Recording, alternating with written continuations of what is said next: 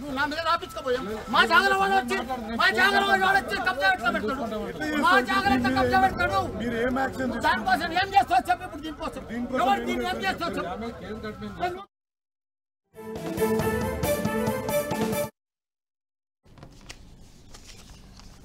బులెటిన్లో breaking news చూస్తున్న మాజీ మంత్రి మల్లారెడ్డి హంగామా చేశారు. తన స్థలాన్ని కబ్జా చేశారంటూ నానాయాగి చేశారు.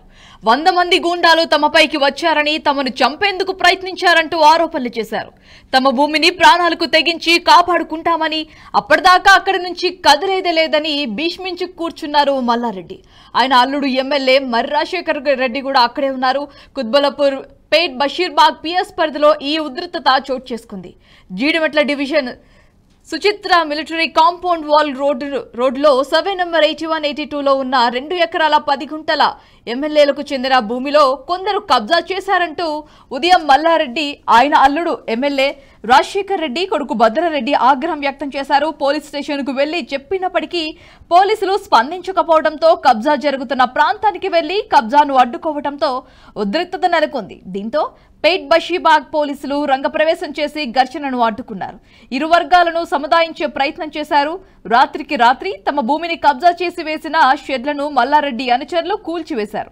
పోలీసులు వన్ సైడ్ గా వ్యవహరిస్తున్నారంటూ ఎమ్మెల్యే ఆరోపించారు.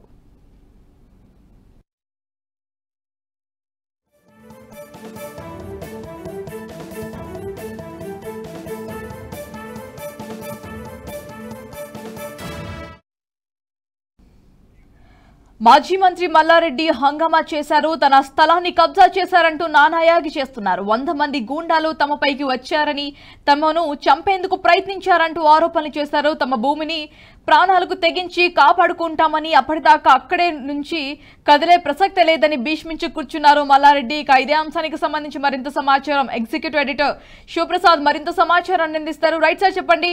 మాజీ మంత్రి మల్లారెడ్డి తన స్థలాన్ని కబ్జా చేశారంటూ అక్కడ ధర్నాకి దిగినట్టుగా తెలుస్తుంది. ప్రజెంట్ అక్కడ సిచ్యువేషన్ ఎలా ఉంది, దానికి సంబంధించిన అప్డేట్?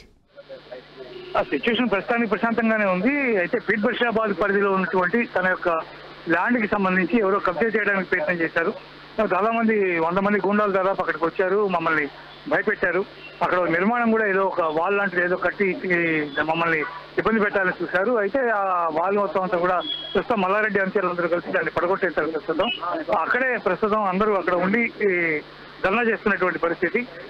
పోలీసులు దీంట్లో జోక్యం చేసుకోవాలి, ప్రభుత్వం జోక్యం చేసుకోవాలి, తమకు న్యాయం చేయాలి, తమ ల్యాండ్ ని ఆక్రమించేటటువంటి ప్రయత్నం చేస్తున్నారని చెప్పి ఆయన హంగామా సృష్టించారు. ప్రస్తుతానికి ఇంకా ఇప్పటికి కూడా ఆయన అక్కడే ఉన్నారు. ఆయన అనుచరులు మొత్తం అక్కడే ఉన్నారు.